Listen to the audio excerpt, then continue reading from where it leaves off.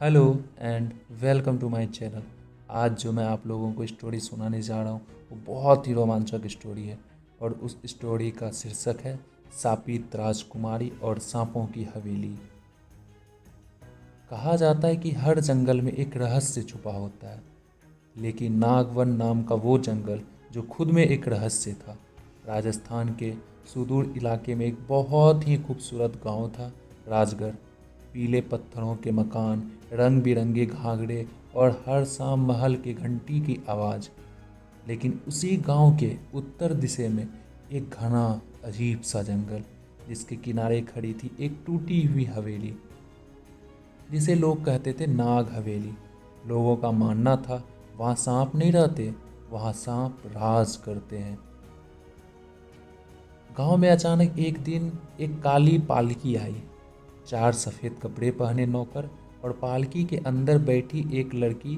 चेहरा घूंघट में था, लेकिन चाल में रॉयल ठहराव।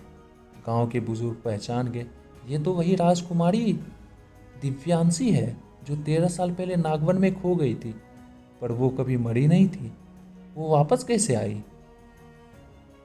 गांव के लोग दिव्यांशी से डरते थे। जब वो रात में महल के छत पर जाती तो सांप उसी ओर खिसकते। जब वो नदी में पैर डालती, पानी ठहर जाता।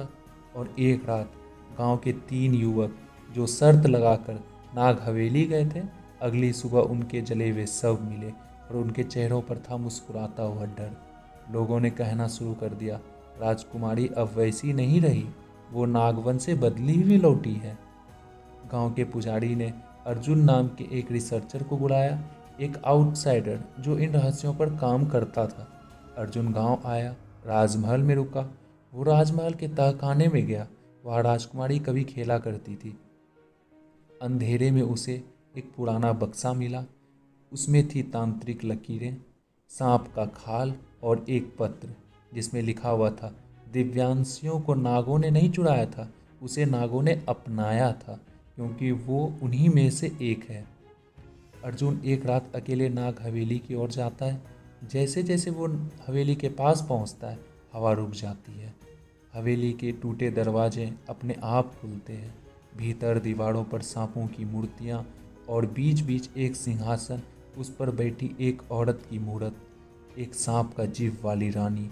और तभी अर्जुन के कान में फुसफुसाहट आती है, तू भी वही होगा जो हर बार होता है, नागवन तुझे भी ले जाएगा।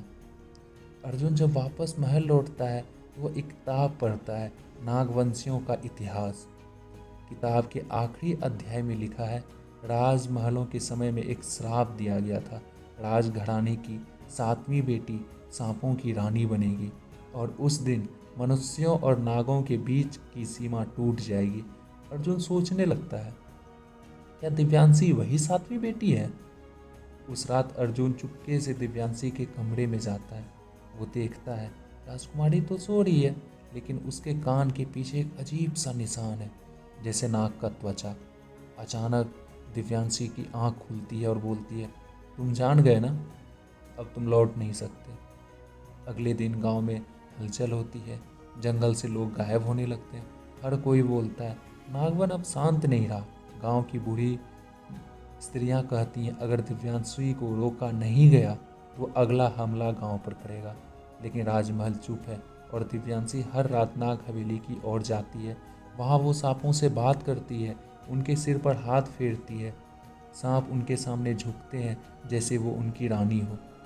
अर्जुन अब अकेले नाग हवेली की तरह तह तक जाता है। वहाँ उसे रहस्यमयी चित्रशाला मिलती है। दीवारों पर चित्र बने हैं राजकुमारी दिव्यांशी की, लेकिन आधा शरीर इंसानी और आधा सांप का। और एक आखिरी चित्र जिसमें दिव्यांशी एक बड़े सांप के अंडे से निकल रही है। तभी एक वृद्ध पुजारी आता है, तुम बहुत गहरे उतर चुके हो पुत्र, अब केवल 2 रास्ते हैं, या तो तुम उसे अपनाओ या फिर तुम खुद खत्म हो जाओ। और इधर सांपों के विवाह का राजमहल में उत्सव हो रहा है। लोगों को बताया गया कि राजकुमारी का विवाह एक महान योद्धा से हो रहा है। लेकिन अर्जुन तो सारी बातों को जानता था। अर्जुन समझ चुका था ये कोई साधारण विवाह नहीं हो सकता। ये संयोजन है दिव्यांशी और नागवंश के राजाओं का मिलन। इसमें एक नई नाग जाति जन्म लेगी जो इंसानों पर शासन करेगी।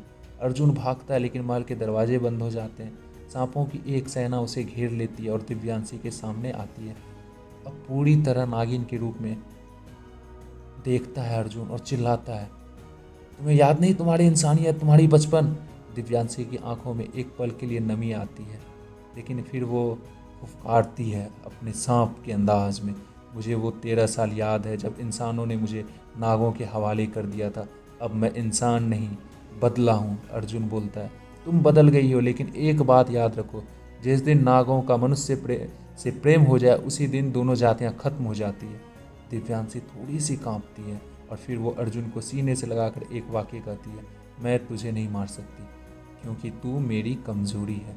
और उसी वक्त सांपों की सेना उसे घेर लेती है। दिव्यांशी चिल्लाती है, सब पीछे हटो, यह मेरा आदेश है। और फिर अर्जुन लड़खड़ाते हुए उठता है और आखिरी सवाल पूछता है। महल की छत पर चांदनी के नीचे दिव्यांशु और अर्जुन आमने सामने खड़े हैं।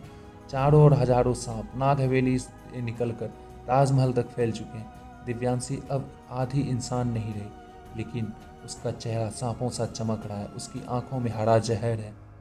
अर्जुन उसे एक ही सवाल करता है, अगर तुम सच में सिर्फ नागों की हो तो मुझे बचाने की कोशिश क्यों कर रही हो? दिव्यांशी की आंखों में आंसू आ जाते हैं, क्योंकि नागिन के दिल में अगर इंसान बस जाए तो वो नागिन नहीं रह जाती। तभी नागों के बीच में एक विद्रोह होता है। सांपों के राजा तक्षक, जो अब तक छाया में था, सामने आता है। उसका शरीर पूरा हवेली के बराबर है। फुफकार से पेड़ झुक जाते हैं। वो दिव्यांशु को कहता है, तुम्हारा प्रेम तुम्हें धोखा देगा, अब तुम नागों की रानी हो, एक दाग हो। दिव्यांशी हिम्मत करके अर्जुन को पीछे धकेलती है और स्वयं तक्षक के सामने खड़ी हो जाती है। तक्षक हमला करता है और तभी दिव्यांशी एक मंत्र बोलती है जो उसे उसकी माँ ने एक बार सुलाते हुए सिखाया था। ओम नागेंद्र नमः। मेरा प्राण ले लो लेकिन मेरा प्रेम बचा लो। पूरी हवेली कांप उठती है। सांप का टूटना और उसका अमर प्रेम, एक जोरदार धमाका होता है। नाग हवेली और राजमहल दोनों एक साथ धराशायी हो जाते हैं। अर्जुन को कुछ नहीं होता है और अर्जुन का आंखें खुलती है और वो देखता है दिव्यांशी उसके सामने है, लेकिन अब पूरी इंसान, ना नागत्व ना विष, बस एक शांत मुस्कान। वो मुस्कुरा कर कहती है, मैंने सांपों का श्राप तोड़ दिया, लेकिन अब मेरा समय खत्म हो गया है। अर्जुन भाग कर उसे पकड़ने जाता है, लेकिन दिव्यांशी धीरे धीरे मिटने लगती है, हवा में, रोशनी में, प्रेम में। और उसकी आखिरी बात होती है, अगर अगली बार कोई हवेली तुम्हें बुलाए तो मेरी कहानी ज़रूर सुनाना। Thank you.